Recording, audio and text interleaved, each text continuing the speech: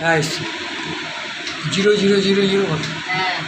Number আসছে এই 4 second হয়েছে। দেখো বেরিয়েছে দেখো চালগুলো দিয়ে দেবো এখন দেখে না মাংসটা শুধু আলুটা দিই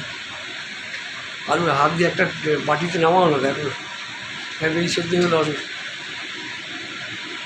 আর নুন ফুন কি আছে দেখে দাও আর আলুতে নুন আছে অনেক এই বিক্রি করলে কথা বলছে